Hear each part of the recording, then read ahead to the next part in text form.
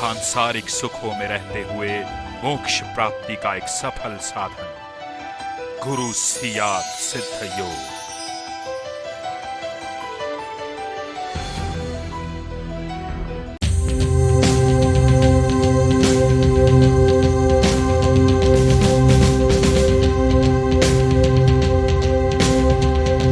ध्यान का समय पूर्ण हुआ। आप सब लोग गुरुदेव को प्रणाम करके धीरे धीरे ध्यान से बाहर आ जाएं। अब नरेश जी भाई साहब गीता वाचन करेंगे। जी नरेश जी भाई साहब। जय गुरुदेव। सभी गुरु भाई बहनों को जय गुरुदेव। जैसा कि हमने जो कल गीता जी का प्रथम अध्याय पूर्ण कर लिया था और आज हम दूसरे अध्याय से प्रारंभ करेंगे। और प्रथम अध्याय में जो हमने देखा कि प्रारंभिक अवस्था में किस तरह से अर्जुन जो है वो निर्णय नहीं कर पा रहा है कि युद्ध करना या नहीं करना। और मुख्य रूप से अर्जुन की धारणा ये थी कि हमें युद्ध नहीं करना चाहिए और युद्ध करने से हमारा जो प्रभाव, जो युद्ध का प्रभाव है वो हमारे सबके लिए हानिकारक है, इसलिए हमें युद्ध से हटने पर विचार करना चाहिए। तो ये जो आंतरिक युद्ध है, ये बाहरी जगत में तो महाभारत में लड़ा गया और आंतरिक जगत में हमारा युद्ध, जो हमारी आध्यात्मिक उन्नति के लिए जो हमें युद्ध, साइकोलॉजिकल बैटल, जो हमारे मनोवैज्ञानिक मानसिक स्तर पे जो हम अनुभूत करते हैं, उसी को गीता जी के माध्यम से रखा गया। और एक तरफ पांडवों की सेना है और दूसरी तरफ कौरवों की सेना है। और पांडवों की सेना हमारे अंदर जो दिव्य चेतना युक्त हमारे जो 5 चक्र हैं उनके रूप में हमारे अंदर उपस्थित है। और वो चक्रों की शक्ति, जो दिव्य शक्ति है, वो साधक की सहायता करती है उसके ऊर्ध्वगमन में, उसकी चेतना के ऊर्ध्वगमन में, कुंडलिनी शक्ति के ऊर्ध्वगमन में। और वो कुंडलिनी शक्ति जैसे जैसे ऊर्ध्वगमन करती है वैसे वैसे चक्रों से संबंधित शक्तियां साधक में प्रकट होती है, जिससे उसका मनोबल बढ़ता है और आराधना में उसको सहायता मिलती है। जैसे बीमारियों से मुक्ति, नशों से मुक्ति, और जो मानसिक शांति। इस प्रकार से ये सारा एक विज्ञान है और इसीलिए गुरुदेव कहते हैं अध्यात्म विज्ञान।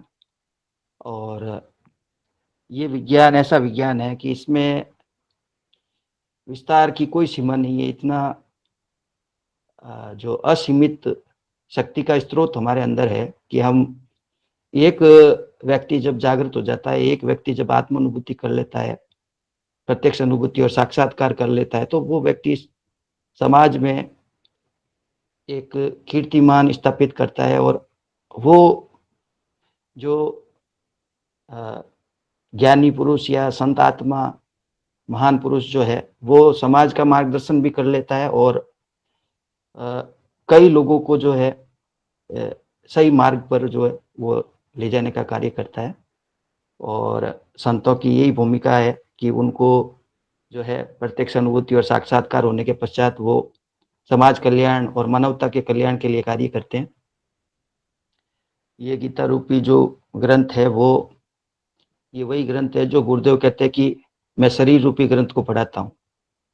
तो अंदर और बाहर इन दोनों का जब तारतम्य बनता है और प्रत्यक्ष रूप से दोनों में जो तालमेल और बैलेंस बन जाता है, तो फिर साधक के लिए कुछ भी जो है जानना शेष नहीं रहता।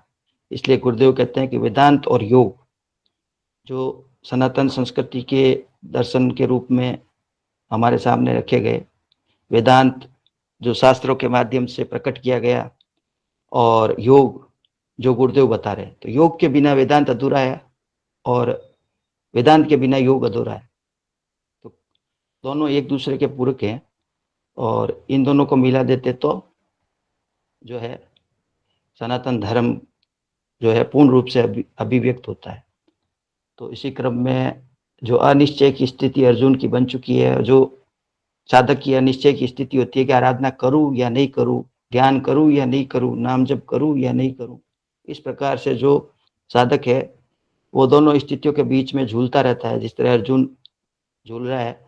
और उसके जो अनुभव है, उसने जो अनुभव किया, वो सारी बातें प्रथम अध्याय में हमने पढ़ी। जैसे उसके शरीर में जो कंठ सूख रहा था, शरीर कांप रहा था, इस तरह की स्थिति है। शारीरिक लक्षण, जब हम बेचैन होते हैं, जब हमारे अंदर चिंता बढ़ जाती है, और जब कोई विपदा हमारे सामने खड़ी होती है, जैसे कोई बीमारी के रूप में या जो हमारे जीवन में कलेश के रूप में, तो स्थिति परिस्थिति जब हमारे सामने आती है तो कमोवेश हमारी स्थिति अर्जुन की तरह हो जाती है।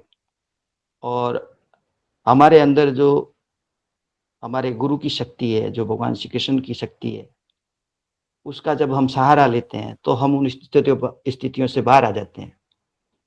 और जिस तरह भगवान श्री कृष्ण अर्जुन के साथ खड़े हैं, उसी तरह भगवान परमात्मा हमारे स्वयं के अंदर उपस्थित हैं, और हमें उनसे जो है, उनके प्रति समर्पण भाव से जो है उस ज्ञान की कामना करनी चाहिए, जिस ज्ञान के द्वारा जो है मुक्ति संभव है। तो ये आध्यात्मिक यात्रा है, और इस यात्रा में हम सभी साधक जो है गुरुदेव की बताई हुई आराधना करते हैं। और इस आराधना को सही ढंग से अगर हम करें, सही रूप में हम इसको समझें, तो हमारे जो साधनों में, जो यात्रा में जो तीव्रता आती है, और कहीं ना कहीं हमारे अंदर जो संदेह, जो अज्ञान, उसको दूर करने में हमें सहायता मिलती है। सही रूप में दर्शन की जानकारी हमें मिलती है, तो हम आराधना सही ढंग से उचित तरीके से जो है कर पाते हैं। इसी क्रम में मैं जो दूसरे अध्याय का प्रथम श्लोक पढ़ता हूँ। संजय उवाच तम तथा कृपयाविष्टम आश्रुपूर्णम कुलेक्षणम विषीदन्तमिदं वाक्यम उवाच मधुसूदन। अर्थात संजय ने धृतराष्ट्र से कहा, संजय जो कि अंतर्दृष्टि प्राप्त वेदव्यास जी के शिष्य हैं, वो जो युद्ध के क्षेत्र में नहीं है, लेकिन धृतराष्ट्र के पास उनके राज्य में राज्यसभा के अंदर विराजमान है, लेकिन फिर भी उनके पास दिव्य चक्षु है, दिव्य नेत्र है। उनकी कृपा, गुरु कृपा से जो है उनको प्राप्त हुए, वेदव्यास जी के कृपा से उनको दिव्य दृष्टि जो प्राप्त है, उसके द्वारा वो जो सारा वृतांत युद्ध के क्षेत्र में हो रहा है, वो संजय जो है धृतराष्ट्र को बता रहे। तो संजय ने कहा, मधुसूदन, भगवान श्री कृष्ण ने तब अर्जुन को संबोधित किया जिसकी आंखें आंसुओं के कारण धुंधली हो रही थी, और जो व्यथा और निरुत्साह के वशीभूत हो गया था। तो अर्जुन जो आत्म संयम की शक्ति है, जो जीवात्मा ईश्वर की ओर बढ़ना चाह रहा है, जो समाधान ढूंढ रहा है, लेकिन समर्थ नहीं है। एक शिष्य के रूप में अर्जुन जो है गुरु से, भगवान श्री कृष्ण से जो है सही मार्गदर्शन चाह रहा है कि किस प्रकार से जो है मैं इन कष्टों से, इन बंधनों से मुक्त हो जाऊं, और इस जो सामने खड़ी जो व्याधि है, जो युद्ध के रूप में खड़ी है, उसका समाधान किस रूप में किया जाए। तो अर्जुन जो है बहुत दुखी है, और उसकी आंखों से आंसू निकल रहे हैं, और आंखें धुंधली हो रही है, और वो निरुत्साहित हो चुका है। तो इस सेकेंड चैप्टर का जो नाम है वो सांख्य योग है। तो सांख्य योग जो कपिल मुनि ने इसको प्रकट किया, और भगवान श्री कृष्ण ने अपनी विभूतियों का वर्णन करते हुए कहा है कि जो कपिल मुनि है वो मेरा ही स्वरूप है, मेरी ही विभूति है। तो किस प्रकार से जो सांख्य दर्शन जो है वो इस योग दर्शन की व्याख्या करता है, किस तरह से जो है साधक के अंदर होने वाले परिवर्तन को परिभाषित करता है, उसको हम इस चैप्टर में पढ़ेंगे। नेक्स्ट श्लोक में पढ़ता हूँ।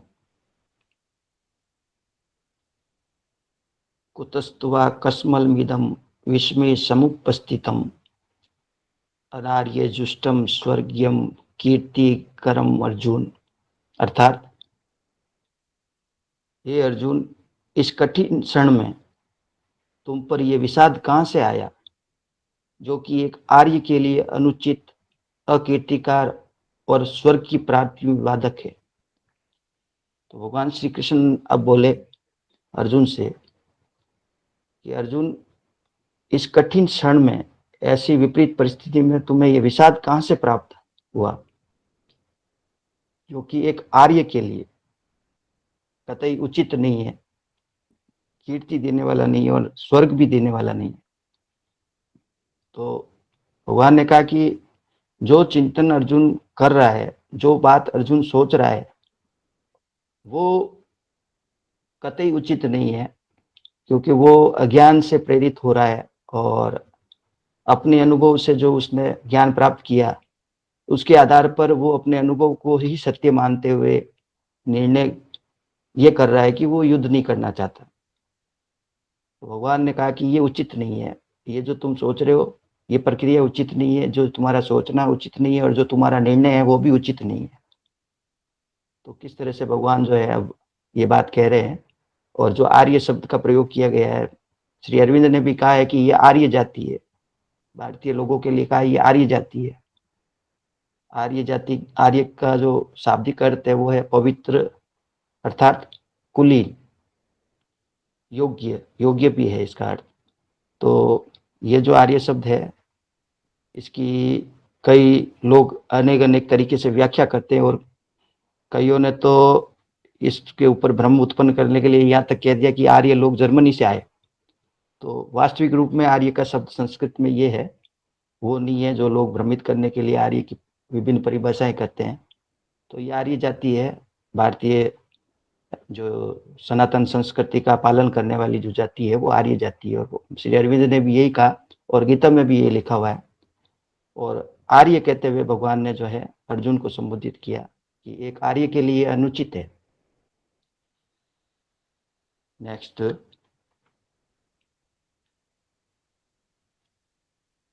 कलेभ्यम मा स्मः गम पार्थ नेतत्वयुपपद्यति शुद्रम हृदय दौर्बल्यम त्यक्त्वा उत्तिष्ठ परम तप। अर्थात हे पार्थ, अपुरुषता के आगे समर्पण मत करो, यह तुम्हारे लिए उचित नहीं है। हे परम तप, हृदय की इस तुच्छ दुर्बलता को त्याग दो और जागो। तो भगवान ने जो अर्जुन से फिर एक कहा कि अर्जुन, ये जो युद्ध के प्रति जो तुम्हारी जो उदासीनता या अपुरुषता या नपुंसकता जो है उसका त्याग करो, क्योंकि एक क्षत्रिय जो है उसको ये शोभा नहीं देती, ये तुम्हारे लिए उचित नहीं है। हे परम तप, परम तप अर्थात शत्रुओं को भस्मीभूत करने वाले, जो शत्रुओं पर विजय करने वाले तुम जो अर्जुन, तुम्हारे जो गुण है स्वाभाविक, तुम युद्ध में निपुण हो और तुम्हारे अंदर जो हृदय में जो ये दुर्बलता है इसको तुम छोड़ो, इसका तुम त्याग करो। तो भगवान ने इस तरह से अर्जुन को समझाया। युद्ध के लिए भगवान उसे प्रेरित कर रहे हैं। उससे पहले जो भी बातें भगवान ने बोली वो गीता जी में रखी गई। तो नेक्स्ट श्लोक में पढ़ता हूँ। ये युद्ध भौतिक युद्ध उस समय हुआ, लेकिन ये आंतरिक युद्ध है जो हमारे अंदर युद्ध चल रहा है। तो वो युद्ध हमें जीतना है और उसके लिए हमें मार्गदर्शन हमारे गुरु का लेना है। और गुरुदेव की कृपा से जो भी हम सवाल आंतरिक रूप से करते हैं उसका जवाब गुरुदेव देते हैं। पर चूंकि मूल रूप से देखो कि भगवान श्री कृष्ण ने जो अर्जुन को विराट रूप दिखाया और अर्जुन को सखा मानते हुए सारी बातें एक प्रेमी की तरह जो है उससे सारी बातें समझाई। तो गीता के माध्यम से जो भगवान ने कर्म की प्रेरणा दी है, कर्म करने की प्रेरणा दी। कर्म भी 3 तरह के बताए हैं, सत्वगुण, रजोगुण और तमोगुण। तो सारे क्रियाकलाप 3 गुणों में विभक्त किए हैं भगवान ने। और जो कर्म करने की प्रेरणा दी है उसके अलावा जो अर्जुन है, कर्म तो सभी कर रहे थे युद्ध के अंदर, सभी योद्धा जो विपक्ष के भी और पक्ष के भी कर रहे थे, लेकिन सबके भाव अलग अलग है, सबका समर्पण अलग अलग है, सबकी श्रद्धा अलग अलग है। लेकिन जो अर्जुन की श्रद्धा और समर्पण है वो एक शिष्य की भांति एक गुरु के प्रति जो समर्पण होता है वो समर्पण है उनका। और अर्जुन के ऊपर विशेष कृपा इसीलिए हुई क्योंकि उसमें वो समर्पण की भावना है, और वो जो कार्य अर्जुन कर रहा है वो भगवान श्री कृष्ण के निर्देश अनुसार कर रहा है। जो भगवान की जो इच्छा को जो है पूर्ण करना चाहते हैं। भगवान की इच्छा ये थी कि उन आतताइयों का नाश हो, धर्म की विजय हो। तो इसलिए भगवान ने कहा यदा यदा हि धर्मस्य ग्लानिर्भवति भारत अभ्युत्थानम धर्मस्य तदात्मानं सृजाम्यहम्। भगवान जो अवतार के रूप में प्रकट हुए तो मुख्य उद्देश्य ही भगवान का यही था कि आतताइयों का नाश हो और धर्म की स्थापना हो, अधर्म की हानि हो, साधु पुरुषों का कल्याण हो। तो ये जो लक्ष्य भगवान का, जिस लक्ष्य को लेकर भगवान श्री कृष्ण प्रकट हुए अवतार के रूप में, तो उस लक्ष्य की पूर्ति में जो कार्य अर्जुन के निमित्त था, जो अर्जुन को करना था, वो लक्ष्य अर्जुन के सामने रखा भगवान श्री कृष्ण ने।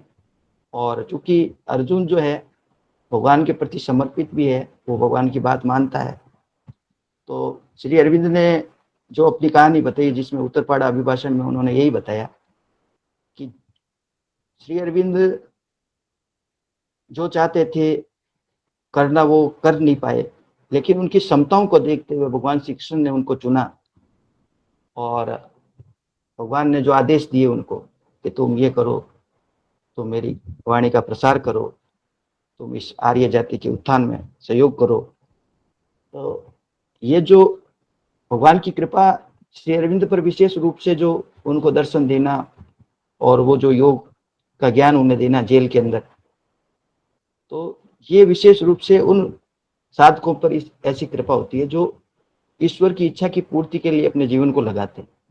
एक सामान्य व्यक्ति जो साधना करता है वो अपने मुक्ति के लिए प्रयास करता है, वो अपने कल्याण के लिए प्रयास करता है, लेकिन एक वो साधक जो ईश्वर की इच्छा की पूर्ति के लिए कार्य करता है, ईश्वर की इच्छा को ही सर्वे सर्वा मानता है, वो क्या सोचते हैं, वो क्या मानते हैं, वो क्या चाहते हैं, उनकी इच्छा के विपरीत कुछ भी नहीं करना। श्री अरविंद ने कहा कि मैं मेरी कमियों को जानता हूँ, फिर भी मैं भगवान की इच्छा है वो क्या है वो जानना चाहता हूँ। तो जब साधक गुरु की इच्छा को जानता है कि गुरु क्या चाहते हैं, तो हर एक जो साधक है वो एक विशेष हेतु लेकर इस धरती पर प्रकट होता है। उसमें एक अगर वो मन से प्रभावित जीवन जीता है तो वो अपनी भौतिक इच्छाओं की पूर्ति में लगता है, और जब वो आध्यात्मिक जीवन जीता है तो उस आध्यात्मिक लक्ष्य उसके सामने होता है, और वो लक्ष्य अगर मुक्ति के रूप में है तो उसकी जीवन की दिशा उस यात्रा उस रूप में चलती है। और जब वो वही जीवन जो है अगर ईश्वर की इच्छा की पूर्ति में लग जाता है, ईश्वर क्या चाहते हैं उस लक्ष्य की ओर बढ़ने लगता है साधक, तो फिर उसका जीवन अर्जुन की भांति और श्री अरविंद की भांति जो है विलक्षण और तेजोमय उस रूप में, जिस रूप में श्री अरविंद के अंदर जो परिवर्तन हुआ अर्जुन के अंदर हुआ, वो कृपा जो अर्जुन को और श्री अरविंद को प्राप्त हुई वो उन लोगों को प्राप्त होती है जो ईश्वर की इच्छा को सर्वे सर्वा मानते हुए उनकी इच्छा की पूर्ति के लिए कार्य करते हैं। तो ये जीवन का जो लक्ष्य है वो प्रमुख है। साधक के जीवन में क्या लक्ष्य है, मुक्ति या ईश्वरीय इच्छा? तो ये जो है हमारे जीवन के निर्णय में महत्वपूर्ण है कि हम किसे चुनते हैं। आध्यात्मिक उन्नति कर रहे हैं हम, लेकिन फिर भी हमारा जो जीवन का जो लक्ष्य है वो क्या है, वो महत्वपूर्ण, उसकी अनुसार ही हमारे जीवन में सारा परिवर्तन आता है। तो नेक्स्ट पढ़ देता हूँ। अर्जुन उवाच, अर्जुन ने भगवान से कहा, कथम भीष्ममहं संख्ये द्रोणं च मधुसूदन इषुभिः प्रतियोत्स्यामि पूजाहार हरिसूदन। अर्थात अर्जुन ने कहा, हे मधुसूदन, हे शत्रुओं को नष्ट करने वाले श्री कृष्ण, इस युद्ध में मैं भीष्म और द्रोण ऐसे जन को जो पूजनीय है, पर अपने बाण किस प्रकार छोड़ सकेंगे। तो भीष्म और द्रोण जो है वो अर्जुन के लिए पूजनीय है। तो भीष्म का जो वास्तविक अर्थ है वो, भीष्म को जो है कुरुव्रत कहा गया है। कुरुव्रत मतलब जो दीर्घ काल से इस कुल के साथ चला आ रहा है, जो कुल कौरवों का और पांडवों का है, उसमें जो व्रत है, अर्थात हमारे अंदर जो अहंकार है, जो हमारे जन्म जन्मांतर हमारे साथ चल रहा है, जो हमारे अंदर सबसे बुजुर्ग है, तो वो जो हमें प्रेरित करता है, वो हमारा जो वृत्तियों का संरक्षण करता है, अहम भाव, जो हम अपने आप को शरीर के रूप में समझने लगते हैं, और जो हमारी इच्छाएं होती है वो हमें बार बार जन्म लेने के लिए प्रेरित करती है। तो वो भौतिक इच्छाएं दुर्योधन के रूप में, और उनको जो संरक्षण प्रदान करने वाला जो भाव है, वो अहम भाव, जो हमारे अंदर प्रतिक्षण मौजूद रहता है, जिसमें कि हम अपने आप को दूसरे लोगों से अलग समझते हैं, और एक शरीर रूपी स्थूल इकाई के रूप में हम अपने आप को समझते हैं। वो जो अहम भाव है वो विष्णु के रूप में है। और जो द्रोण, जो अर्जुन के गुरु है, कौरवों के भी गुरु है, पांडवों के भी गुरु है, जो आदतें हैं वो अच्छी भी होती है और बुरी भी होती है। उन आदतों के रूप में जो आदतें गुरु बन जाती है व्यक्ति का, वो आदतें द्रोण के रूप में प्रदर्शित की गई। और अर्जुन जो है आत्म संयम की भावना से प्रेरित जो जीवात्मा, जो ईश्वर उन्मुखी है, वो साधक जो है इन मुख्य रूप से दो लोगों के प्रति जो है सम्मान की दृष्टि से देखता है। एक तो अहम भाव, और दूसरा उसकी आदतें, जो विषय वासनाओं से प्रेरित रहती है आदतें, जो अधोगामी आदतें हैं, उनके प्रति ज्यादा आकर्षित रहता है, जो कि उसे कभी छोड़ती नहीं और व्यक्ति भी उसे छोड़ना नहीं चाहता। तो ये जो दुविधा अर्जुन के साथ है, अब अर्जुन ये निर्णय नहीं कर पा रहा है कि वो ये सोच रहा है कि किस प्रकार से मैं मेरे अहम भाव को जो है त्याग करूंगा, किस प्रकार से मैं मेरी आदतें जो जन्म जन्मांतर से मेरे अंदर प्रविष्ट है, उनके विरुद्ध में किस तरह खड़ा हूंगा। तो इस प्रकार से ये दुविधा साधकों के अंदर होती है कि अहम भाव का त्याग नहीं हो पाता, अहम भाव सबसे बड़ा शत्रु। तो इसका जो समाधान जो भगवान ने बताया गीता के माध्यम से, अभ्यास और वैराग्य। तो ये अभ्यास के द्वारा धीरे धीरे साधक के अंदर समता विकसित होती है, एकदम से नहीं होता। इसलिए भगवान ने कहा है कि यथा योग्य आहार विहार, यथा योग्य शयन, यथा योग्य साधक की योग्यता के अनुसार उसका प्रयास होता है। तो वो प्रयास साधक धीरे धीरे जब करता है, तो धीरे धीरे वो अपनी वृत्तियों पर विजय प्राप्त करते हुए, अपने चित्त को स्थिर करते हुए, मन को जो है ईश्वर में लगाते हुए आगे बढ़ता है। नाम जप और ध्यान रूप कर्म करता है, बाहरी कर्म के रूप में जो है प्रचार प्रसार करता है, या अन्य जो भी अच्छे कार्य वो दूसरों के प्रति करता है, उनकी जो कल्याण की कामना के साथ करता है, वो सारे कर्म जो है उसे उसकी सहायता आराधना में करते हैं। और धीरे धीरे उसका चित्त स्थिर होता चला जाता है, और अज्ञान जो है धीरे धीरे शांत होता चला जाता है, और ज्ञान स्वतः ही अंदर से प्रकट होने लगता है। नेक्स्ट, गुरुन् अथवा ही महानुभावान श्रेयो भोक्तुम भोक्ष्यम्पि लोके अथवार्थ कामास्तु गुरुन् ही एव भुंज्य भोगान रुधिर प्रदीधान। अर्थात अपने महान गुरुजनों का वध करने से दूषित हुए जीवन की अपेक्षा मेरे लिए भिक्षा मांगकर जीवन यापन करना कहीं श्रेष्ठ होगा। यदि मैं इन गुरुजनों का वध कर दूं, जो धन और संपत्ति के लिए दृढ़ संकल्प किए हैं, तो निश्चय ही धरती पर प्राप्त होने वाला समस्त भौतिक सुख मेरे लिए भयानक रूप से रक्त रंजित होगा। अर्जुन की दुविधा यही है कि ये जो महान गुरुजन है, इनका जो अगर वध होगा तो मेरा जीवन जो है वो दूषित हो जाएगा, और इतना भयंकर पाप जो है मुझे लगेगा, और उसके बाद का जो जीवन है वो मेरे लिए कतई जो है उचित नहीं है। और वो ये मानता है कि अगर मैं भिक्षा मांग कर भी अगर जीवन यापन करूं, तो वो जीवन मेरे लिए श्रेष्ठ है। इस युद्ध में लगने से तो अच्छा है कि मैं भिक्षा मांगकर जीवन यापन करूं, और मेरे गुरुजनों का वध मैं कदापि धन और संपत्ति के लिए नहीं करना चाहता। तो निश्चय ही धरती पर प्राप्त होने वाले समस्त भौतिक सुख मेरे लिए जो है फिर रक्त रंजित होंगे, और भयानक रूप से रक्त रंजित होंगे। तो अर्जुन फिर जो है वही आसक्ति, जो अहंकार और आदतों के रूप में व्यक्ति को प्रभावित करती है, उसके प्रति व्यक्ति इतना आसक्त रहता है कि उनको त्यागना उसके लिए असंभव सा लगता है। और इसीलिए कहा गया है कि गुरु कृपा बिना ये संभव नहीं है। गुरु कृपा ही केवलम दुर्लभ विषय त्यागो, दुर्लभ तत्व दर्शनम, दुर्लभ सहजावस्था, सदगुरु करुणा बिना।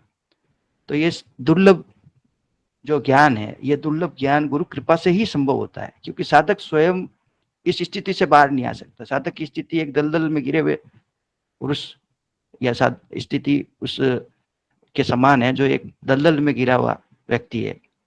अब दलदल से बाहर आने के लिए उसे बाहरी सहारे के रूप में गुरु के सहारे की आवश्यकता होती है, उसके अलावा अन्यथा कोई उपाय नहीं है। जब तक गुरु की कृपा नहीं होती, जब तक वो साधक बाहर नहीं आता। और ये दुर्लभ स्थिति जब भी प्राप्त होती है जब गुरु कृपा होती है। इसलिए हमारे दर्शन में भी कहा गया है, दुर्लभ विषय त्यागो, दुर्लभ तत्व दर्शनम, दुर्लभ सहजावस्था। दुर्लभ सहजावस्था मतलब समाधि अवस्था। सदगुरु करुणा बिना, विषयों का त्याग वो भी दुर्लभ है। तो तत्व दर्शन है वो भी दुर्लभ है। तो ये केवल और केवल गुरु की कृपा से संभव होता है। इसलिए गुरु का महत्व जो है वो जब तक साधक को समझ में नहीं आता, तो वो दुर्योधन की भांति और दुशासन की भांति वो जीवन जीता है। और जब गुरु को के शरण में आता है, गुरु के प्रति उसका समर्पण बढ़ता है, जो भाव है शुद्ध होते हैं, तो फिर वो अर्जुन की भांति युद्ध में विजय प्राप्त करता है और आगे बढ़ता है। तो आज के लिए बस इतना ही। जय गुरुदेव। सभी गुरु भाई बहनों को जय गुरुदेव। जो कुछ भी हमने पढ़ा और सुना गुरुदेव के चरणों में समर्पित। जय गुरुदेव। हाँ कैलाश जी भाई। गुरु भाई बहुत बहुत धन्यवाद आपका। जय गुरुदेव। बहुत ही आनंद आ रहे हैं। गीता दर्शन को समझने की स्थिति में हम लोग जो है बहुत ही आनंद का अनुभव कर रहे हैं सच में। जिस तरह से आप ये गीता दर्शन को हमें समझा रहे हैं, बहुत ही यही सुन मतलब दिमाग में ये रहता है कि अभी और थोड़ा जारी रहे। बहुत मजा आ रहा है। धन्यवाद आपका। अब आगे हम गुरुदेव की दिव्य लेखनी पढ़ रहे हैं। गुरुदेव की पूज्य गुरुदेव की दिव्य लेखनी का जो शीर्षक है, मेरी प्रत्यक्षानुभूति के अनुसार परम सत्ता तक पहुंचने का रास्ता। इसका शेष भाग हम अभी आज पढ़ रहे हैं। गुरुदेव लिखते हैं, नाम अमल या नाम खुमारी का आनंद अगम लोक से आता है। अतः मेरे माध्यम से जो सच्ची शांति और सच्चा आनंद, जिसे संतों ने नाम खुमारी या नाम अमल की संज्ञा दी है, लोगों को प्राप्त हो रहा है, वह मात्र ईश्वर कृपा और गुरुदेव के आशीर्वाद से ही संभव हो सका। यह कार्य मानवीय प्रयास से संभव नहीं था। मुझे मूलाधार से सहस्त्रदर कमल तक की यात्रा में कोई विशेष कष्ट नहीं हुआ और आगे का असंभव आरोहण गुरु कृपा से अनायास ही हो गया। इस प्रकार मैं देखता हूं कि मैंने इच्छा शक्ति से प्रेरित होकर इस जन्म में कुछ नहीं किया। अतः जो कुछ मैं बांटने निकला हूं उसमें मेरा कुछ भी नहीं है। मैं गुरुदेव के आशीर्वाद और ईश्वर कृपा से जो सात्विक धन मिला है वही संसार में बांटने निकल पड़ा हूं। इस समय मुझे दोहरी जिम्मेदारी निभानी पड़ रही है। मेरे परिवार के प्रति अभी काफी जिम्मेदारियां हैं। परमार्थ के कार्य के साथ इन जिम्मेदारियों को निभाने का भी स्पष्ट आदेश है। मुझे स्पष्ट बता दिया गया है कि जब तक परिवार का कर्ज पूरा न चुका सकूं, उनसे विमुख होने का अर्थ होगा योग भ्रष्ट होना। हमारे वेदों में वर्णित उस प्रकाशप्रद शब्द से ही यह पूर्ण आरोहण संभव हो सका। मैं देख रहा हूं कि श्री अरविंद ने जिस चेतना की बात कही है उसकी सफलता मुझे वेदों में वर्णित प्रकाशप्रद शब्द से ही प्राप्त हुई है। मैं देख रहा हूं कि मुझसे जुड़ने वाले सभी लोगों को प्रत्येक के कर्म फल के अनुसार मूलाधार से लेकर उस परम सत्ता तक सभी शक्तियों की प्रत्यक्षानुभूति और साक्षात्कार हो रहा है। इस युग में जबकि संसार के आम लोगों का धर्म पर से विश्वास प्राय उठ चुका है, मेरे जैसे साधारण व्यक्ति के माध्यम से ऐसा होना एक आश्चर्य है। गुरुदेव आगे लिखते हैं, प्रारंभ में मुझे खुद को इस पर विश्वास नहीं हुआ, परंतु उस परम सत्ता के पग पग पर पथ प्रदर्शन से मुझे समझने और विश्वास करने में अधिक कठिनाई नहीं हुई। सतयुग को छोड़कर बाकी युगों में धर्म निरंतर हास्योन्मुख ही रहा। अब अचानक यह परिवर्तन होना स्पष्ट रूप से युग परिवर्तन का संकेत है। संसार में सात्विक सत्ता के पूर्ण लोप के साथ साथ तामसिक शक्तियों के मरणासन्न पहुंचने की मुझे जो प्रत्यक्षानुभूति करवाई गई वह भी इस बात का यह स्पष्ट संकेत है। उन्हें उस परम सत्ता के उदय होने पर संसार में बची खुची शक्तियां समाप्त होने में कोई समय नहीं लगेगा। मुझे संसार में होने वाले इन परिवर्तनों का काफी पहले संकेत मिल चुका था, परंतु मैं उसे समझ नहीं सका। परंतु उस परम सत्ता ने जब अपना कार्य प्रारंभ कर दिया तो धीरे धीरे मेरे सामने सारी स्थिति स्पष्ट होती चली गई। घटनाक्रम जिस प्रकार करवट ले रहा है, मैं देख रहा हूं मुझे अधिक समय तक भारत में नहीं रहने दिया जाएगा। जीवन कम है और कार्य अधिक। यही कारण है 6 वर्ष पहले सेवानिवृत्त होने को मजबूर कर दिया। संसार के आम मानव को यह सब सुनकर विश्वास नहीं हो सकता, परंतु यह एक सच्चाई है। मैं कुछ दिन इस क्षेत्र में प्रवेश करते हुए भी भागता रहा, परंतु मुझे जबरदस्ती धकेल दिया गया। धीरे धीरे झिझक खत्म हो रही है जब मैंने देख लिया कि जो कुछ करना निश्चित है उसे तो करना ही पड़ेगा। जो पथ पहले ही दिखा दिया गया था उस पर चलने में अधिक कठिनाई नहीं हो रही है। पहले कुछ असंभव सा लग रहा था, परंतु पूर्व निर्दिष्ट घटनाएं आश्वस्त कर रही हैं कि गलत नहीं चल रहा हूं। मेरे अलावा मेरे से संबंधित लोगों का उन्हीं घटनाओं का पुनरावलोकन इस बात को और सत्यापित कर रहा है। जब विदेशी लोगों से संपर्क की बातों पर विचार करता था तो मुझे सब असंभव और काल्पनिक लगती थी, परंतु घटनाक्रम के परिवर्तनों ने ऐसी सभी अनुभूतियों को सही होने का स्पष्ट संकेत दे दिया है। संसार के लोग महर्षि अरविंद की भविष्यवाणी को जब उनकी कल्पना कहते हैं तो मुझे बड़ा अजीब सा लगता है।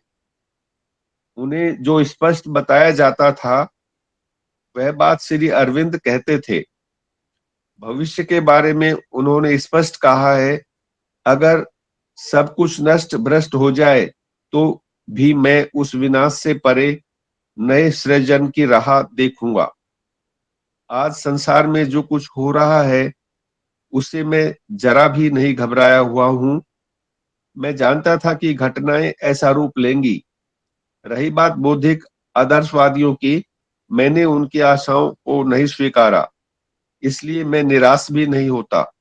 मुझे जब स्पष्ट आदेश मिलते थे तो बड़ा अचंभा होता था, कुछ असंभव और अजीब सा लगता था, परंतु जब से श्री अरविंद को पढ़ा मुझे पक्का विश्वास हो गया कि मैं गलत नहीं हूँ। श्री अरविंद की इस बात ने मुझे बहुत प्रभावित किया।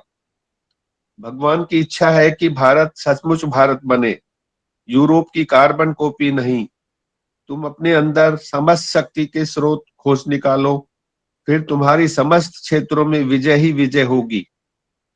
भौतिक विज्ञान ने इतनी उन्नति कर ली है कि अगर पूरी शक्ति को सृजन में लगा दिया जाए तो संसार में किसी वस्तु का अभाव नहीं रहेगा।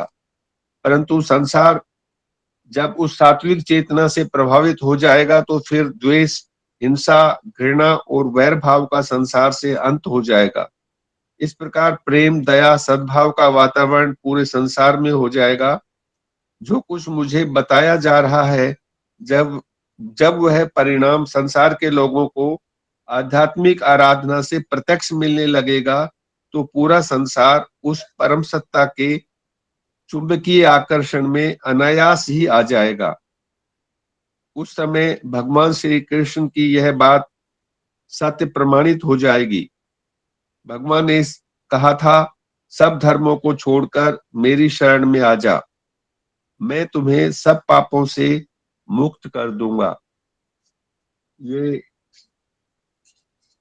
दिव्य लेखनी का अंतिम भाग पूरा हुआ। जय गुरुदेव, जय श्री गुरुदेव। खासकर गुरु भाई आपका जय श्री गुरुदेव। मेरा थोड़ा गला बैठा हुआ है। तो कल की तो बहुत बहुत बहुत अनुभूति है। मतलब कल एकदम सब जगह से कॉल आ रहे थे, गुजरात से भी कॉल आ रहे थे, पूरा मतलब जगह जगह पे कॉल आ रहे थे, सोने के बाद भी कॉल आ रहे थे। मतलब इतना ज्यादा कॉल्स फ्लडेड हो गया था कॉल्स। और दूसरी बात, जो मेरा दीदी ने भी एक जमाने में कहा था, कल तो दीदी भी बहुत ज्यादा खुश था। मतलब कह रहा है, congratulation today, you are looking good, happy to see you on such big platform, it's like I am on cloud nine. तो दीदी भी बहुत ज्यादा खुश था। ये मेरा दोस्त लोग डिफू में जो है ना, डिफू में तो ये भास्कर है क्या? तो वो लोग अचंभे में पड़ गए, ये भास्कर है, इन लोगों इनको मौका कैसे मिल गया? तो हर चीज है गुरुदेव करवा रहे, तो मतलब इतना अच्छा आनंद की अनुभूति हो रही है। कल एकदम वहां का अनुभूति बहुत ज्यादा अच्छा था। आपको आपको वहां पर जाने के बाद उन लोगों ने वीआईपी लॉन्च में बिठाया एकदम। तो वीआईपी ट्रीटमेंट मिला एकदम, गुरुदेव के आशीर्वाद से गुरुदेव करवाया रहा है। तो वहां से इतना अच्छा लगा कि वो मीडिया हाउस में पहली बार गुरुदेव ने वो करवाया, तो बहुत अच्छा। आज सर्टिफिकेट भी मिलेगा, तो अलग वाला मीडिया हाउस में भी जाएंगे हम। उसके बाद हमने सीधा रुक किया गुवाहाटी यूनिवर्सिटी का। गुवाहाटी यूनिवर्सिटी का आपका वहां पर चल रहा है वो वाला इलेक्शन है, 25 को इलेक्शन चल रहा है। तो इलेक्शंस अप्रोचिंग है, तो उन लोगों ने स्टूडेंट्स यूनियन प्रेसिडेंट से कल रात में बात किया। तो उन्होंने कहा सुबह हम मिलेंगे, यूनिवर्सिटी में आ सकते हैं आप। तो मतलब स्टूडेंट्स के साथ अगर जुड़ जाते हैं ना, तो वो लोग डिसाइड करते हैं। कोई वाइस चांसलर कुछ नहीं कर सकता, स्टूडेंट्स डिसाइड करता है। हर चीज स्टूडेंट्स डिसाइड करता है। तो हमारा स्टूडेंट्स प्रेसिडेंट ने कॉल, प्रेसिडेंट से संपर्क हुआ रात के वक्त, तो वहां पे हो गया। आज जाएंगे। दूसरी बात, इधर से सीधा रुक गया आईआईटी गुवाहाटी, वनडिया इंटरनेशनल स्कूल। ये वनडिया इंटरनेशनल स्कूल चीफ मिनिस्टर का स्कूल है, चीफ मिनिस्टर या डॉक्टर हिमंता बिस्वा शर्मा जी का स्कूल है। तो इतना बड़ा स्कूल है ये। एक बार तो सदगुरु भी आया था, रात स्कूल के अंदर आया था। तो हमको मतलब हमको मतलब अंदर जाने के लिए अंदर जाने को मना कर रहा था। तो मतलब तो मैंने वहां पर दे दिया, वो वाला एप्लीकेशन भी रख दिया। तो वो लोग बात करेंगे बोल रहा था प्रिंसिपल से। उसके बाद हमने सीधा रुक किया आईआईटी गुवाहाटी। इतना वक्त लगा उनको आईआईटी गुवाहाटी में, हर चीज देखता है। मतलब ऐसा एकदम गाड़ी कहाँ से आया है, किसको मिलेंगे, आपको फोन किया जाएगा। बहुत वक्त लगा है। अंदर प्रवेश किया तो पता चला कि बहुत ज्यादा खूबसूरत है आईआईटी गुवाहाटी। एक जमाने में टॉप 100 इंस्टीट्यूशंस ऑफ पूरा विश्व में, टॉप 100 इंस्टीट्यूशंस के बीच में होता है। तो वहां पर रुक गया। तो हमने आईटी डायरेक्टर के पीए से बात किया। तो डायरेक्टर मीटिंग में है, तो परीक्षा भी चल रहा है उन लोगों का। तो उन लोगों के कहना है हम आप लोगों को बुलाएंगे, आईटी डायरेक्टर को आप मेल भेज दिए। तो कल चंद्रवीर जी गुरु भाई ने मेल कर दिया, 2 स्कूल इंटरनेशनल स्कूल में भी मेल कर दिया, वहां पर मेल कर दिया, हम लोग आपको रिप्लाई करेंगे, आपका फोन नंबर भी है, ये फ्री ऑफ कॉस्ट है क्या? तो उन्होंने कहा yes free of cost. Okay, तो बहुत अच्छा लगा उन लोगों को। तो गुरुदेव कार्य करवा रहे, एकदम बहुत ज्यादा अच्छा लगा, क्योंकि वो लोग एकदम देंगे, एश्योरेंस दे रहा था पूरा देंगे, हम आपको बुलाएंगे बोल रहा था। तो आज डायरेक्टर से यहाँ से जाने के बाद पहले ही डायरेक्टर से भी जो ऑफिस में भी बात कर लेंगे। तो दूसरी बात, इधर से आने के बाद जो उन वांडिया इंटरनेशनल स्कूल ने कहा था कि ये जो चीफ मिनिस्टर का एक मीडिया हाउस भी है उनका, न्यूज लाइव बोल के सैटेलाइट चैनल है।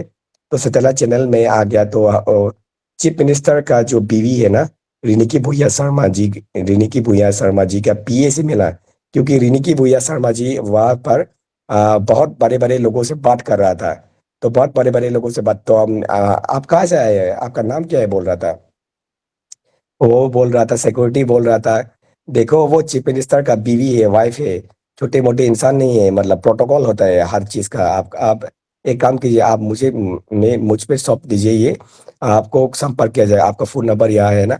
तो हम भी नहीं रुकेंगे, आज दोबारा में जाएंगे, मतलब जब तक मतलब उनके न्यूज लाइव की एडिटर इन चीफ से मिलेंगे, मतलब सईद जरीर हुसैन से मिलेंगे। क्योंकि एक जमाने में मैं जब मैगजीन बना रहा था ना, तो एडिटर इन चीफ को जानते हैं, वासबीर हुसैन को, नॉर्थ ईस्ट लाइव का एडिटर इन चीफ को जानते हैं, इंग्लिश न्यूज का एडिटर। एक जमाने में हमारा भी मैगजीन होता था, अमेठी नॉर्थ ईस्ट, 2 एडिशन हुआ था, तो उनसे मैं अच्छी तरह से जानता हूँ। तो आज जाएंगे वहां से, वासबीर हुसैन से मिलेंगे। तो आज तो कॉटन कॉलेज स्टेट यूनिवर्सिटी में जाएंगे, नजदीक है। कॉटन कॉलेज स्टेट यूनिवर्सिटी आपका 1901 में हुआ है, ये ब्रिटिश काल में हुआ है। तो आज जाएंगे वहां पर, तो आज भी एंगेजमेंट है। तो अगर हो पाया तो यह एक और मीडिया हाउस है, जैसे India today north east, India today है ना पहले, तो इंडिया टुडे और आज तक का ग्रुप है ना, यहाँ पर भी इंडिया टुडे नॉर्थ ईस्ट बोल के यहाँ पर एक मीडिया हाउस है। तो गुरुदेव करवाएंगे, एकदम गुरुदेव के आशीर्वाद से हो रहा है काम। गुरुदेव का तो कि जितना भी मतलब 24 घंटे मतलब बोलते रहो तो खत्म नहीं होगा। ये गुरुदेव का कार्य है, गुरुदेव करवा रहे हैं, और बहुत बहुत अच्छा लग रहा है मुझे। जय श्री गुरुदेव, जय श्री गुरुदेव, बहुत अच्छा लग रहा है। जय श्री गुरुदेव। गुरु भाई जय गुरुदेव। गुरुदेव आपसे बहुत ही अपना कार्य करवा रहे हैं, और आपको चुना है गुरुदेव ने, और इस वजह से गुरुदेव की कृपा आप पर बनी हुई है। गुरु भाई मैं व्यक्तिगत रूप से आपसे ये जरूर कहूंगा कि आप जहां पर भी जैसे गुरुदेव का ध्यान वगैरह करवाते हैं और सब करवाते हैं ना, उसकी थोड़ा बहुत फोटोग्राफी, वो वीडियोग्राफी बना करके, और उसको महामिशन का जो अपने जो ग्रुप बना हुआ है गुरुदेव के प्रचार वाला, उसमें थोड़ा सा प्लीज डाल दिया करो। तो उससे क्या है, और भी मोटिवेशन हम सबको मिलता है, जो भी देखेगा उसमें कि आसाम में किस तरह से गुरु भाई भास्कर जी जो है गुरुदेव का कार्य कर रहे हैं। बस इतना ही कहना था। बिल्कुल बिल्कुल गुरु भाई, बिल्कुल गुरु भाई, हाँ, पीके सिंह एकदम। जी गुरु भाई, पीके सिंह जी गुरु भाई ने हैंड रेज किया है। गुरु भाई स्वागत है आपका। जय गुरुदेव आप सभी को।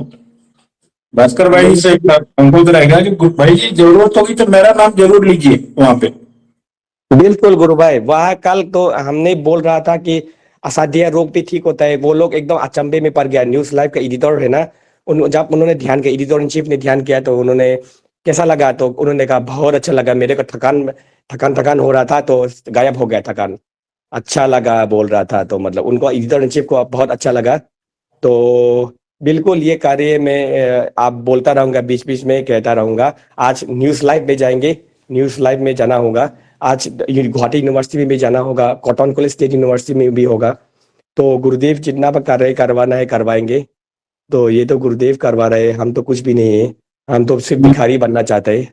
यही मैं गुरुदेव का। आपको अपनी रिपोर्ट आपके व्हाट्सएप पे डिटेल भेज रहा हूँ, वो दिखाइए। अगर उस पे विश्वास नहीं करते डायरेक्ट मुझसे बात करें। बिल्कुल गुरु भाई, बिल्कुल। जी जी गुरु भाई। और वीडियो कॉल कीजिए ताकि उनको ये महसूस हो नहीं जिसको देख रहे हो व्यक्ति कब क्या बोल रहा है। अगर ऐसा व्यक्ति ऐसा बोल सकता है, वो कहीं से देखने में बीमार लग रहा है क्या?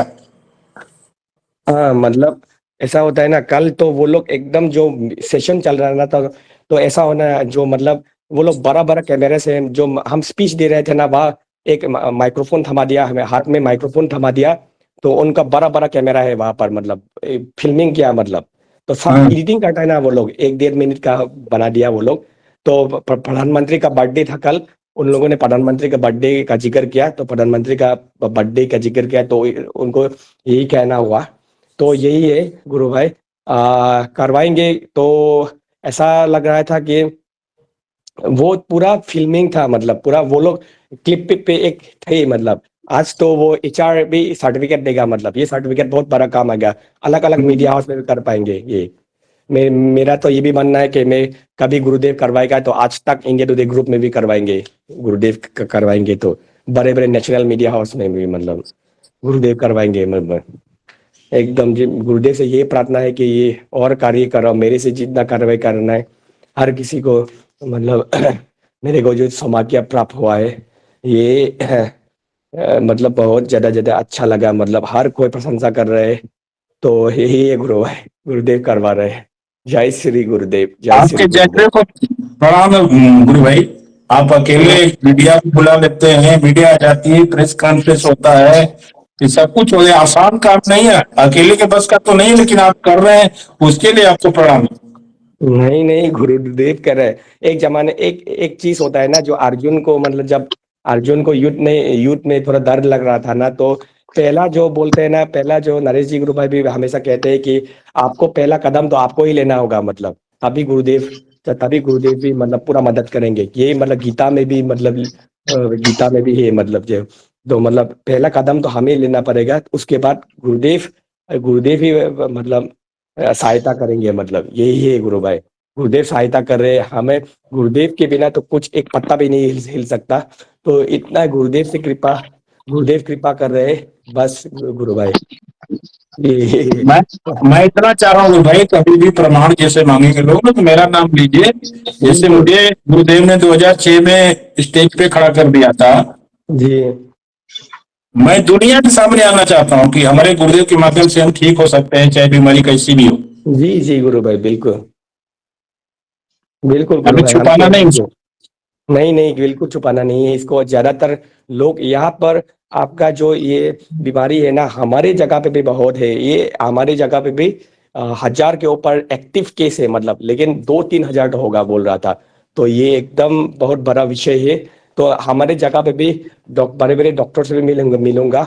गुरुदेव का कार्य होता रहेगा, क्योंकि यहाँ से वो लोग है ना मीडिया में भी आ गए, तो ये बहुत बहुत मतलब ये इजी हो प्रोसेस हो जाएगा गुरु भाई, बहुत ज्यादा इजी हो जाएगा ये, मतलब एकदम मैं मतलब। मुझे कभी ऐसा तो फोन आता है ना, मैं डॉक्टरों से ही 1-2 सवाल पूछता हूँ तो वो नहीं जवाब दे पाते।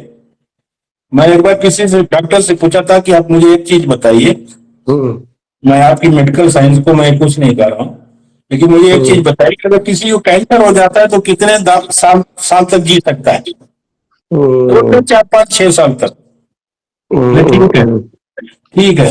HIV हो गया तो कितने साल तक जिएगा? 7-8 साल तक। गुरुदेव भी ऐसा कहते हैं अपने स्पीच में। जी मैं बोला जी मैं तो गुरु भाई, 22 साल से जिंदा हूँ, मुझे इसका जवाब दीजिए। फिर वहां पे उनकी बोलती बंद हो जाती। बिल्कुल गुरु भाई, आप लिख के मेरे व्हाट्सएप पे सेंड कर सकते हैं गुरु भाई, एकदम मैं इस चीज को बताऊंगा आज। जो मतलब इंडिया टुडे ग्रुप है ना, इंडिया टुडे नॉर्थ ईस्ट का ग्रुप है ना, तो मतलब वहां पे भी जाऊंगा, जाना होगा तो वक्त के मतलब गुवाहाटी यूनिवर्सिटी में बुलाएगा, आज तो बस से जाऊंगा मैं, बस आप भी ये। अच्छा प्रश्न कर सकते हैं गुरु भाई, कि मतलब आप एक चीज बताइए, जब मेडिकल वाले लोग हैं ना आपके सामने, डॉक्टर जब हो तो आप पूछिए कि एक हम्म, कैंसर का मरीज कितने दिनों तक जिंदा रह सकता है बिना दवा के, और HIV वाला। बिल्कुल मेरी बिल्कुल रिपोर्ट गुरु में भाई, दिखाएगा पहले। जी जी। रिपोर्ट देखने के बाद उनका वाक्यांश बदल जाता है। हाँ हाँ, मतलब आ, ये चीज इस चीज को बताना पड़ेगा। दूसरी बात ये है कि कभी कभार वो लोग भी कहते हैं कि वायरल लोड कम हो जाता है, मतलब उनको आप दवाई ले लेके कभी कभार तो वायरल लोड भी कम हो जाता है दवाई के साथ भी, ऐसा भी बताया था जो नहीं ले इसीलिए। रहा है, जो कुछ भी नहीं ले रहा है। हाँ हाँ हाँ, हम तो नागालैंड है ना, पास में नागालैंड है ना, वहां पर भी प्रचार कार्य होगा। वहां पे तो क्या बताओ गुरु भाई, HIV का तो भरमार है, मतलब वहां पे मतलब जहां पर इंसर्जेंसी हिट एरिया होगा ना, मणिपुर, उस जगह पे प्रचार कार्य करना है, मतलब बहुत अच्छा लगेगा, क्योंकि वहां पर इंसर्जेंसी हिट एरियाज है, मतलब बहुत बहुत तकलीफ डिफिकल्ट एरियाज है, मतलब वहां तक भी गुरुदेव का कार्य होना पड़ेगा, क्योंकि जहाँ जहाँ मतलब गुरुदेव कहते हैं कि जहाँ जहाँ मतलब जहाँ गुरुदेव से प्रेरणा लेके वहां पर जाना होगा तो जाएंगे गुरु भाई। मतलब मणिपुर में इतना हालत बदतर हो गया है कि क्या कहे, मतलब प्रधानमंत्री भी खुद मतलब सालों के बाद ही आया है, मतलब ये गुरुदेव कार्य करवाएंगे गुरुदेव की प्रेरणा से। जय श्री गुरुदेव। मैं एड्रेस इसीलिए किया था कि मेरी अगर जरूरत पड़ी तो आप निसंकोच मेरा नाम ले सकते हैं। जय बिल्कुल गुरु। गुरु भाई, जय श्री गुरुदेव। जी गुरु भाई, भास्कर जी का जीवन में जो बदलाव आया, एक समय था जब ये बोल रहे थे और बता रहे थे कि इनकी स्थिति किस प्रकार से जो बिगड़ी हुई है, मानसिक रूप से विक्षिप्त और शारीरिक रूप से बिल्कुल ही क्षीण, और जो विपरीत परिस्थितियां जीवन में आती है हमारे सभी साधकों से यही है अनुरोध कि परिस्थितियां आपको कुछ देने के लिए आती है।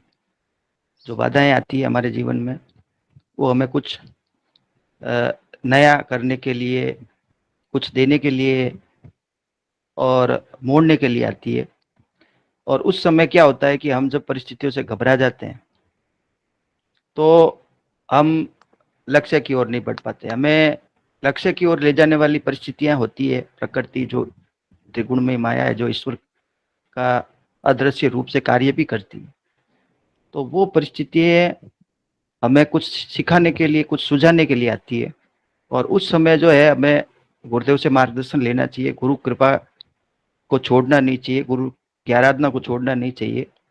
क्योंकि जैसे पीके सिंह जी भाई साहब ने आराधना की, गंभीर बीमारी से पीड़ित थे और आराधना की तो उस परिस्थिति से बाहर आ गए और एक विश्व के सामने एक प्रमाण के रूप में खड़े हो गए।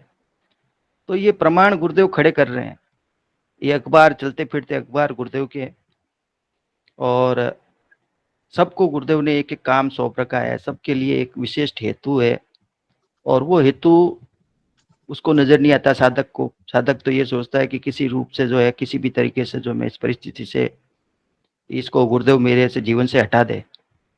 लेकिन वो हटेगी तो केवल आराधना से ही हटेगी, क्योंकि जो श्री अरविंद ने कहा है कि विश्व की सारी समस्याएं, तामसिकता जो है भारत में केंद्रित हो गई है, ठोस बन के जम गई है, और उन समस्याओं का समाधान केवल भारत के पास है। तो विश्व के अंदर जो परिस्थितियां हैं उसके ज्वलंत उदाहरण हमारे पीके सिंह जी भाई साहब हैं, हमारे भास्कर भाई हैं, और भी अन्य कई साधक हैं।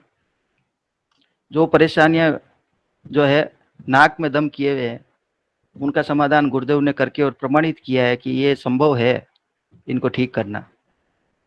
तो यही वो कार्य है जो गुरुदेव कर रहे हैं, और यही इसी तरीके से जो है ये कार्य संपन्न होगा। और श्री मां ने तो यहाँ तक कहा है कि जिसके जीवन में जितनी बड़ी विपत्ति या विपरीत परिस्थिति होती है, उसका जीवन उतना ही ऊर्ध्वगामी होता है, वो बहुत ऊंचे शिखर तक पहुंचता है। तो ये पहले नरक देखना फिर स्वर्ग देखना, ये बाइबल में भी यही लिखा हुआ है। पहले नरक देखने को मिलता है, और समुद्र मंथन जब हुआ तो पहले विष निकला फिर अमृत निकला। तो कोई साधक अगर परिस्थितियों से झिझकता है तो वो आराधना नहीं कर सकता। इसमें तो फिर आपको उसके अंदर उतरना पड़ता है, उस समस्या के अंदर उतर के उसके पूरा निदान करना पड़ता है, फिर आप जो है ईश्वर का कार्य करने में सक्षम हो जाते हैं, और फिर आपको जो है कोई नहीं रोक सकता। यही बात विवेकानंद जी ने भी कही है। तो हमें घबराना नहीं है, कोई भी तरह की समस्या आ जाए हमें डटे रहना है, नाम जप और ध्यान करना है, गुरुदेव में विश्वास स्थिर रखते हुए आगे बढ़ना है। बस इतना ही। जय गुरुदेव। जय श्री गुरुदेव सभी कल की सेना को। सच में भैया ये सच है बिल्कुल। ये भास्कर भैया कितनी बुरी तरह रो रहे थे। जो गुरु बने हम अकेले में रोते ना, वो ये इस स्टेज पर रोए थे गुरु भाई, कितनी बुरी तरह। और आज देखो तो जो जितना भी परेशान है ना, वो गुरुदेव का हीरा है, हीरा। जब उससे धूल उठेगी ना तो दुनिया की आंखें कोई देख नहीं पाएगा उसको। तो जो जितना परेशान है ना, वो अब ये भास्कर भैया का उदाहरण देख के अब खुश हो जाओ। भी कुछ खास होने वाला है, कुछ खास शिष्य है हम गुरुदेव के, जो जितना ज्यादा परेशान है। जय श्री गुरुदेव। जय श्री गुरुदेव भैया। गुरु बहन जय गुरुदेव। हाँ हाँ जी, गुरु चरणों में मेरा कोटि कोटि नमन। हाँ गुरु भाई, ये कल मेरे को दादा गुरुदेव ने बताया था कि तू सबसे प्रिय शिष्य है मेरा। तो मैंने बोला भी, हे गुरु दादा गुरुदेव, मैं शिष्य नहीं हूँ, मैं तो भी वैसे जैसे लड़की हूँ, इसलिए मैंने वो बोला, मेरा थोड़ा याद नहीं है। तो वो बोले कि तू एक आत्मा है, और तू आत्मा इतनी पवित्र है, जो तेरे पास ये मंत्र आया है ना, और हम दुआएं, और रात भैया मैं जैसे ध्यान लगा रही थी ना, तो आप बोलते हो भी गुरुदेव का आज्ञा चक्कर पे तस्वीर को आज्ञा चक्कर पर देखा करो। तो मेरे तो दोनों आ रहे थे, दादा गुरुदेव और गुरुदेव भी, दोनों थे मेरे आज्ञा चक्कर पे, और दोनों मुस्कुरा रहे थे, देख रहे थे। और कल से तो मेरे को दादा गुरुदेव से इतना प्यार, इतना स्नेह हो रहा है भैया, सबसे ज्यादा मैं गुरुदेव को बोल रही हूँ भी, हे गुरुदेव, आपसे ज्यादा मेरे को अच्छे लगने लग गए गुरुदेव, दादा गुरुदेव, बहुत अच्छा लग रहा है भैया। जय श्री गुरुदेव। ओ दादा गुरुदेव ने ये बोला है भी आप आत्मा, और इसके बारे में बताना नरेश भैया थोड़ा और।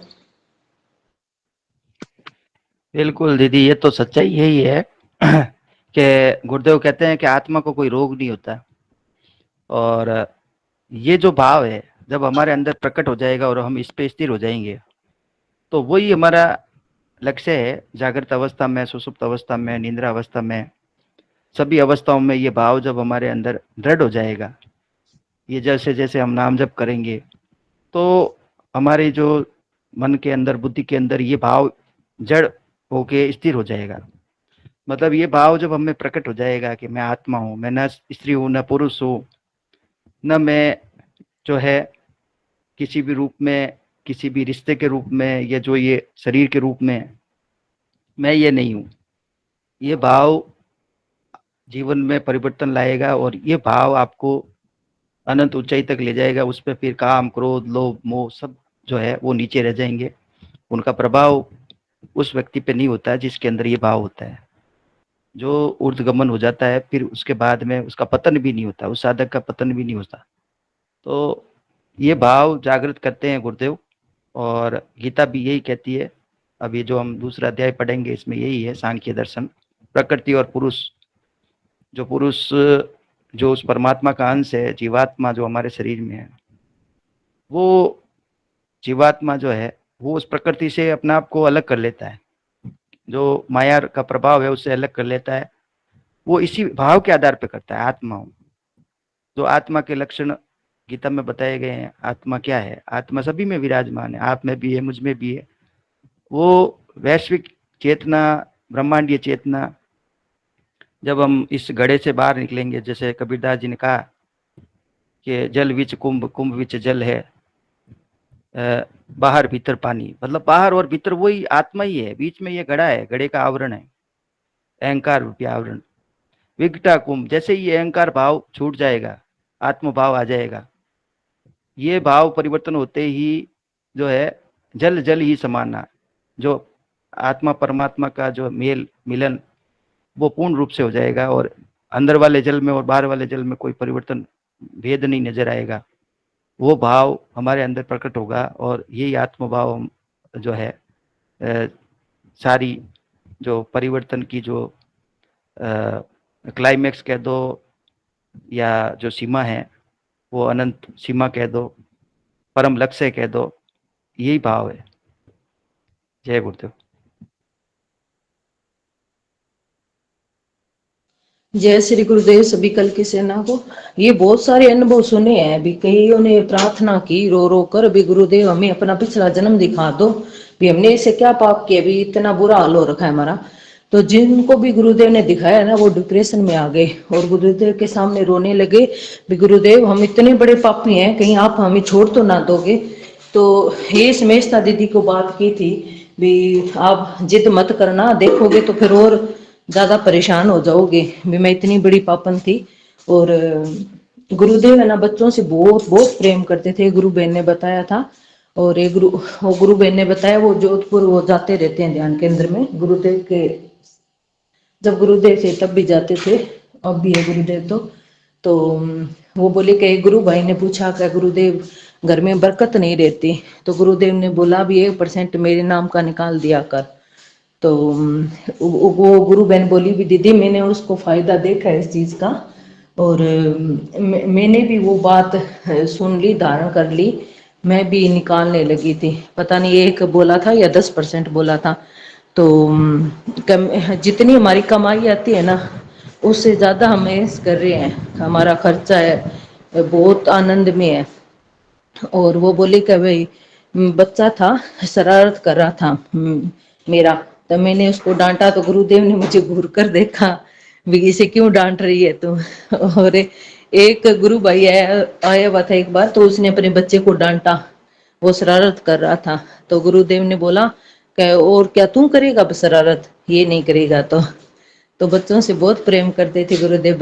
वो गुरुदेव की पोती ने बताया था एक बार, वो काजलवास गए थे सब, तो वो जिद करने लगे बच्चे भी हमें ये कुरकुरे चिप्स चाहिए, तो उनके पापा ने डांटा, तो गुरुदेव ने उनको जोरदार डांट लगाई कि बच्चों को क्यों डांट रहा है, इनको दिलवा सब, जो कोल्ड ड्रिंक वो चिप्स वगैरह सब चीजें हमें खूब सारी दिलवाई का बेटे अपने अपने पसंद की ले लो।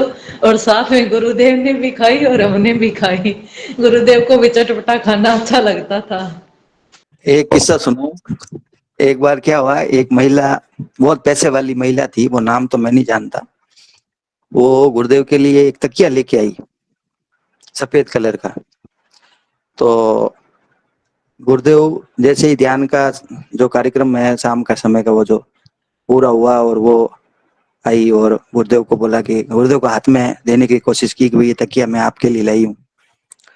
तो गुरुदेव उसको बड़ी अजीब दृष्टि से देखने लगे। गुरुदेव को पता था उसके मनोभाव क्या है, और फिर वो मारवाड़ी समझती नहीं थी। तो गुरुदेव ने कहा कि भाई तकिया, भाई मैं तो अभी तक जो है बिल्कुल ही स्वस्थ हूँ और जो है हट्टा कट्टा हूँ, मुझे तो इन चीजों की जरूरत है ही नहीं। और वो मारवाड़ी लहजे में गुरुदेव ने बताया। और वो जो महिला थी वो कुछ तंत्र मंत्र के रूप में गुरुदेव के ऊपर, मतलब वो सोच के और उस रूप में वो उस भाव के साथ गुरुदेव को प्रभावित करने के हिसाब से कुछ लाई थी। तो गुरुदेव ऐसे कई जो लोग आते थे, तो गुरुदेव का उस टाइम में जो व्यवहार और जो बोलने का लहजा बिल्कुल ही अलग हो जाता था, क्योंकि कई लोग अपने अपने हिसाब से कई चीजें गुरुदेव के लिए लेके आते, कोई सुझाव लेके आता, कोई उपहार के रूप में गुरुदेव के लिए कुछ लाता। तो गुरुदेव मनोभाव को ताड़ जाते थे, पीछे के भाव जो है उनके। और ये बातें कहीं ना कहीं रोज, कहीं ना कहीं हर दूसरे तीसरे दिन होती रहती थी। जय गुरुदेव। के सिंह जी गुरु भाई वंदना शुरू करो। जी सर। जय गुरुदेव आप सभी को। जय दादा गुरुदेव। जय श्री कल्की भगवान। गुरु ब्रह्मा गुरु विष्णु गुरुर्देव महेश्वर गुरुर् साक्षात् परम ब्रह्म तस्मै श्री गुरुवे नमः। गुरुर् साक्षात् परम ब्रह्म तस्मै श्री गुरुवे नमः। सुनो नाथ तुमसे ये अर्जी हमारी, सुनो नाथ सतगुरु ये अर्जी हमारी, तारो न तारो प्रभु मर्जी तुम्हारी, तारो न तारो प्रभु मर्जी तुम्हारी, सुनो नाथ प्यारे ये अर्जी हमारी, तारो न तारो प्रभु मर्जी तुम्हारी, तारो न तारो ये मर्जी तुम्हारी। तुम्हें नित्य ध्यावे तुमको ही रिझावे, चरण कमल में शीश नवावे, चरण कमल में शीश नवावे। तुम्हें नित्य ध्यावे तुमको ही रिझावे, चरण कमल में शीश नवावे। पड़े हैं प्रभु हम शरण में तुम्हारी, पड़े हैं प्रभु हम शरण में तुम्हारी, तारो न तारो प्रभु मर्जी तुम्हारी, तारो न तारो प्रभु मर्जी तुम्हारी। लाज पे आँच प्रभु आने न पाए, बैठा है काल प्रभु घात लगाए, बैठा है काल प्रभु घात लगाए। लाज पे आँच कभी आने न पाए, बैठा है काल प्रभु घात लगाए।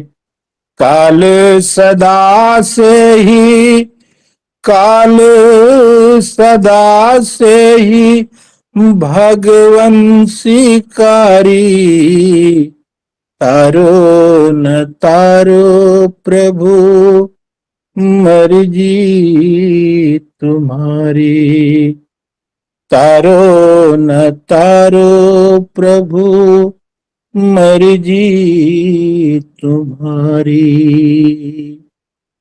भक्ति की भिक्षा झोली में भर दो, हाथ प्रभु जी सिर पर भी धर दो, हाथ प्रभु जी सिर पर भी धर दो।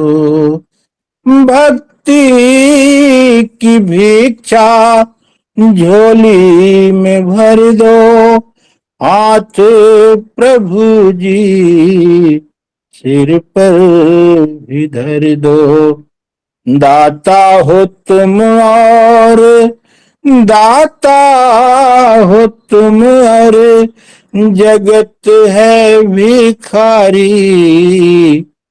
तारो न तारो प्रभु मर्जी तुम्हारी, तारो न तारो प्रभु मर्जी तुम्हारी।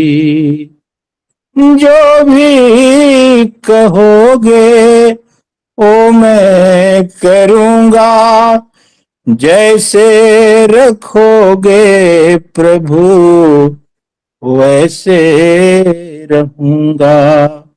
जो भी कहोगे ओ मैं करूँगा, जैसे रखोगे प्रभु वैसे रहूँगा। तुझ पे भरोसा मेरा, तुझ पे भरोसा मेरा, दाता है भारी, तारो न तारो प्रभु, मर्जी तुम्हारी। तारो न तारो प्रभु, मर्जी तुम्हारी। सुनो नाथ प्यारे, ये अर्जी हमारी। तारो न तारो प्रभु, मर्जी तुम्हारी। तारो न तारो प्रभु, मर्जी तुम्हारी। आप सभी को जय गुरुदेव। जो हमने सुनाया, जो आप सभी ने सुना, इस मंच पे जो भी आज सुनाया गया है, सब गुरुदेव के श्री चरणों में समर्पित। कल की भगवान की सदा ही जय जयकार। गुरुदेव की दिव्य वाणी सभी में सिद्ध हो, जगत व्यापी हो, जगत के कल्याण के लिए हो। बोले समर्थ सद्गुरुदेव श्री राधा जी सियाद की शिव अवतारी बाबा श्री गंगईनाथ जी योगी की जय हो। बोले कल की अवतार की राधा स्वरूप ममता में गुरु मैया की राम से धाम की राजवास धाम की